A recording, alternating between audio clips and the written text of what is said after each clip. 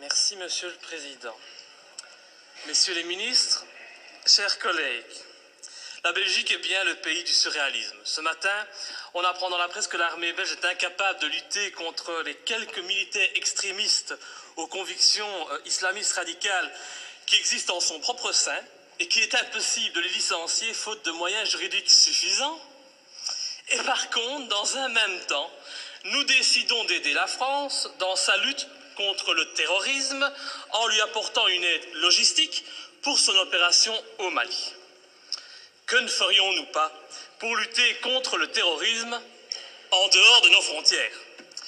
J'espère juste que nous aurons bien veillé à ne pas envoyer pour cette opération antiterroriste au Mali ces fameux soldats belges islamistes. Je le dis sous la forme de l'humour, mais ce qui se passe actuellement dans le monde ne me fait pas rire du tout. Ça ne me fait pas rire car sans aucun doute, les dirigeants de nos pays occidentaux sont en train de pendre les peuples pour des imbéciles avec l'aide et le soutien de la presse, qui n'est plus aujourd'hui qu'un organe de propagande des pouvoirs en place.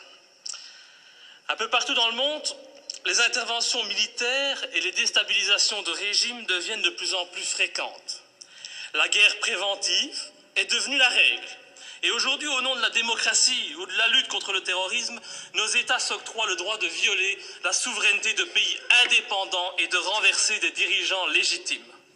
Il y a eu l'Irak et l'Afghanistan, ces guerres du mensonge américain, sont venues par la suite la Tunisie, l'Égypte, la Libye, où, grâce à vos décisions, notre pays a participé en première ligne à des crimes contre l'humanité pour renverser à chaque fois, des régimes progressistes et modérés et pour les remplacer par des régimes islamistes dont, et c'est quand même bizarre, la première volonté fut d'imposer la charia. Il en est de même actuellement en Syrie, où la Belgique finance honteusement l'armement des rebelles islamistes qui tentent de renverser Bachar al-Assad. Ainsi, en pleine crise économique, alors que de plus en plus de Belges ont des difficultés pour se loger, se nourrir, se chauffer ou se soigner, et oui, j'entends déjà le sale populiste que je suis, eh bien le ministre des Affaires étrangères, il a décidé d'offrir aux rebelles syriens 9 millions d'euros. Bien sûr, on tentera de nous faire croire que cet argent servira à des fins humanitaires, un mensonge de plus. Et comme vous le voyez, depuis des mois, notre pays ne fait que participer à la mise en place de régimes islamistes dans le nord de l'Afrique et au Moyen-Orient. Alors, quand on vient prétendre partir en guerre pour lutter contre le terrorisme au Mali, eh bien, j'ai bien envie de rire. C'est faux. Sous les apparences de bonnes actions, nous n'intervenons que pour défendre des intérêts financiers, dans une totale logique néocolonialiste. Il n'est véritablement pas cohérent de partir aider la France au Mali au nom de la lutte contre le terrorisme islamiste, lorsqu'au même moment, on soutient en Syrie le renversement de Bachar al-Assad par des rebelles islamistes qui souhaitent imposer la charia, comme c'est déjà le cas en Tunisie ou en Libye. Il faut vraiment arrêter de nous mentir et de prendre les gens pour des imbéciles. Le temps est au contraire venu pour dire la vérité. En armant les rebelles islamistes comme les Occidentaux ont auparavant armé Oussama Ben Laden, cet ami des Américains avant qu'ils ne se retournent contre lui, eh bien les pays occidentaux en profitent pour implanter dans les nouveaux pays conquis des bases militaires tout en favorisant leurs entreprises nationales. Tout est donc stratégique. En Irak, nos alliés américains ont mis la main sur les richesses pétrolières du pays. En Afghanistan, ce fut sur l'opium et la drogue, toujours très utiles, pour se faire beaucoup d'argent assez rapidement. En Libye, en Tunisie, en Égypte ou encore en Syrie, le but fut et est encore actuellement de renverser les pouvoirs modérés pour les remplacer par des pouvoirs islamistes qui très rapidement deviendront gênants et que nous attaquerons sans vergogne sous prétexte de lutter, à ce moment-là encore, contre le terrorisme ou de protéger Israël. Et dont les prochaines cibles sont déjà connues. Dans quelques mois, je prends le pari que nos regards se tourneront vers l'Algérie et finalement vers l'Iran. Faire la guerre pour libérer des peuples d'un agresseur extérieur, c'est noble. Mais faire la guerre pour défendre les intérêts des États-Unis, faire la guerre pour défendre les intérêts de grosses sociétés comme Areva. Faire la guerre pour mettre la main sur des mines d'or, ça n'a rien de noble. Et cela fait de nos pays des pays agresseurs et voyous. Personne n'ose parler, mais qu'à cela ne tienne, je ne me tairai pas. Et tant pis si ma lutte doit me faire passer pour un ennemi de ce système qui bafoue les droits de l'homme au nom des intérêts financiers, géostratégiques et néocolonialistes. Bafouer ce régime et le dénoncer, c'est un devoir et une fierté pour moi. Et sincèrement, et je m'excuse pour le vocabulaire populaire utilisé, j'emmerde tous les soi-disant bien-pensants, qu'ils soient de gauche, de droite ou du centre, qui sont aujourd'hui au basque de nos pouvoirs corrompus et qui se plairont à me tourner en ridicule.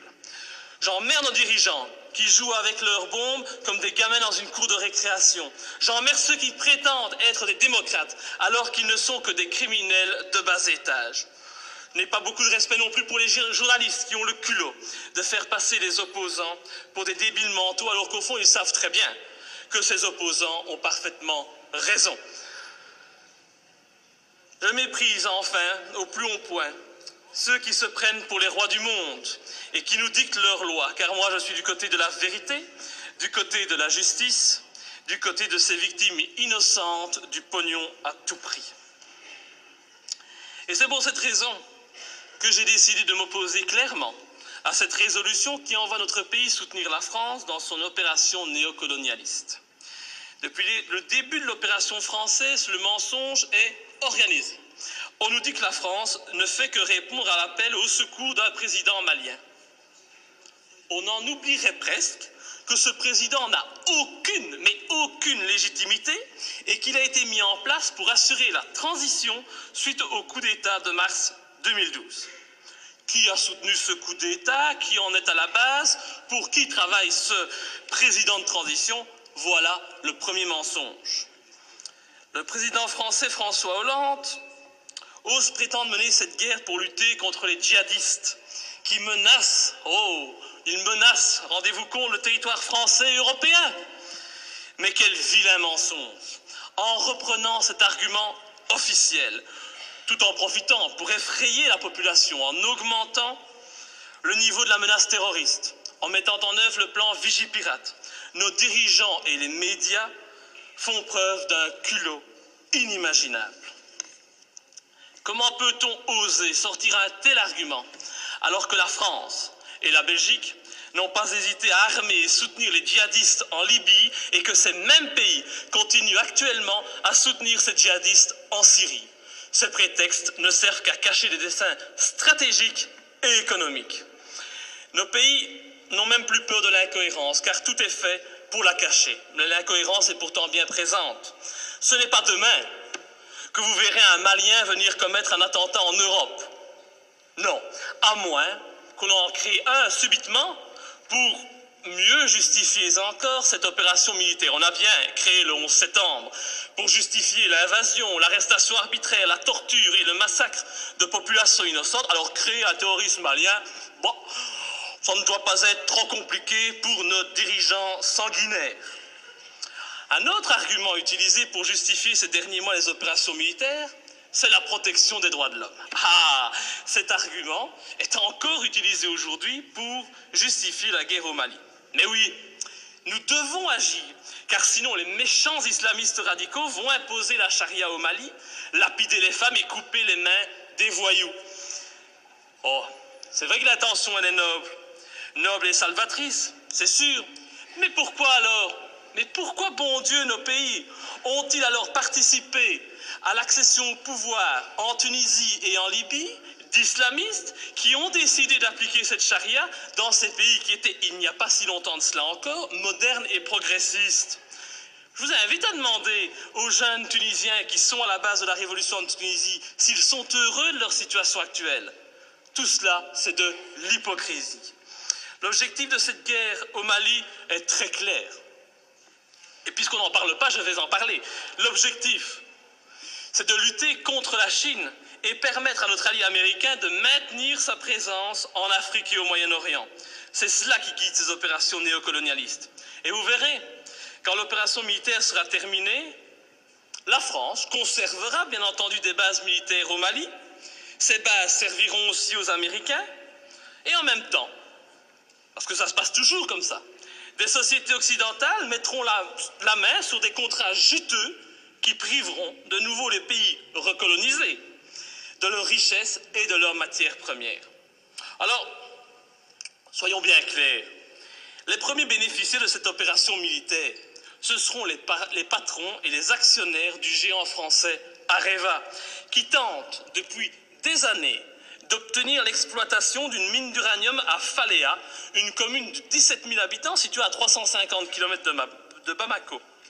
Et je ne sais pas pourquoi, mais mon petit doigt me dit qu'il ne faudra pas longtemps pour qu'Areva puisse enfin exploiter cette mine. Je ne sais pas, c'est une impression que j'ai. Il est donc hors de question que je participe à cette colonisation minière, cette colonisation des temps modernes. Et pour ceux qui doutent de mes arguments, je les invite sincèrement à se renseigner sur les richesses du Mali. Le Mali est un grand producteur d'or, mais depuis peu, il a été désigné, comme étant un pays qui offre un environnement de classe mondiale pour l'exploitation d'uranium. Mais comme c'est bizarre, un pas de plus vers une guerre contre l'Iran, c'est une évidence. Pour toute cette raison, et afin de ne pas tomber dans les pièges du mensonge que l'on nous tend, j'ai décidé de ne pas soutenir cette intervention au Mali. Je voterai donc contre. Et ce faisant, je fais preuve de cohérence, puisque je n'ai jamais soutenu par le passé nos interventions criminelles en Libye ou en Syrie, me profilant de la sorte comme le seul parlementaire de ce pays à défendre la non-ingérence et la lutte contre les intérêts obscurs. Je pense vraiment qu'il est grand temps de mettre un terme à notre participation à l'ONU ou à l'OTAN et de sortir de l'Union européenne si cette Europe, au lieu d'être un gage de paix, devient une arme d'attaque et de déstabilisation de pays souverains aux mains d'intérêts financiers et non plus humanistes. Enfin, je ne peux qu'encourager notre gouvernement à rappeler au président Hollande les obligations qui résultent de la Convention de Genève en matière du respect des prisonniers de guerre. J'ai en effet été outré d'entendre à la télévision, de la bouche du président français, que son intention était de détruire, je dis bien détruire, les terroristes islamistes. Alors je ne voudrais pas que la qualification utilisée pour nommer les opposants au régime malien, c'est toujours pratique aujourd'hui de parler de terroristes islamistes, soit utilisée pour contourner les obligations de tout État démocratique en matière de respect des droits des prisonniers de guerre. Nous attendons un tel respect de la patrie des droits de l'homme. Enfin, et pour terminer, permettez-moi de souligner la légèreté avec laquelle nous décidons de partir en guerre. Tout d'abord, le gouvernement agit sans la moindre autorisation du Parlement, il paraît qu'il en a le droit. Il envoie du matériel, des hommes au Mali. Le Parlement réagit par la suite, et quand il réagit, comme aujourd'hui, eh bien, cette institution n'est composée que d'un tiers de ses membres. Encore beaucoup moins si on parle des élus francophones. C'est donc une légèreté coupable qui ne m'étonne pas vraiment, venant d'un Parlement de toutous soumis au diktat des partis politiques. Je vous remercie. Monsieur le ministre des Affaires étrangères. Contre le terrorisme en lui apportant une aide logistique pour son opération au Mali.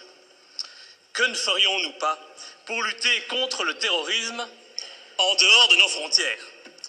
J'espère juste que nous aurons bien veillé à ne pas envoyer pour cette opération antiterroriste au Mali ces fameux soldats belges islamistes. Je le dis sous la forme de l'humour, mais ce qui se passe actuellement dans le monde ne me fait pas rire du tout. Ça ne me fait pas rire car sans aucun doute, les dirigeants de nos pays occidentaux sont en train de pendre les peuples pour des imbéciles avec l'aide et le soutien de la presse, qui n'est plus aujourd'hui qu'un organe de propagande des pouvoirs en place. Un peu partout dans le monde, les interventions militaires et les déstabilisations de régimes deviennent de plus en plus fréquentes. La guerre préventive est devenue la règle. Et aujourd'hui, au nom de la démocratie ou de la lutte contre le terrorisme, nos États s'octroient le droit de violer la souveraineté de pays indépendants et de renverser des dirigeants honteusement. l'armement des rebelles islamistes qui tentent de renverser Bachar al-Assad. Ainsi, en pleine crise économique, alors que de plus en plus de Belges ont des difficultés pour se loger, se nourrir, se chauffer ou se soigner, et oui, j'entends déjà le sale populiste que je suis, eh bien le ministre des Affaires étrangères, il a décidé d'offrir aux rebelles syriens 9 millions d'euros. Bien sûr, on tentera de nous faire croire que cet argent servira à des fins humanitaires, un mensonge de plus. Et comme vous le voyez... Merci, Monsieur le Président. Messieurs les ministres, chers collègues, la Belgique est bien le pays du surréalisme. Ce matin, on apprend dans la presse que l'armée belge est incapable de lutter contre les quelques militaires extrémistes aux convictions islamistes radicales qui existent en son propre sein et qu'il est impossible de les licencier faute de moyens juridiques suffisants. Et par contre, dans un même temps, nous décidons d'aider la France dans sa lutte légitime. Il y a eu l'Irak et l'Afghanistan. Ces guerres du mensonge américain sont venues par la suite la Tunisie, l'Égypte, la Libye, où, grâce à vos décisions, notre pays a participé en première ligne à des crimes contre l'humanité pour renverser à chaque fois, des régimes progressistes et modérés et pour les remplacer par des régimes islamistes dont, et c'est quand même bizarre, la première volonté fut d'imposer la charia. Il en est de même actuellement en Syrie, où la Belgique finance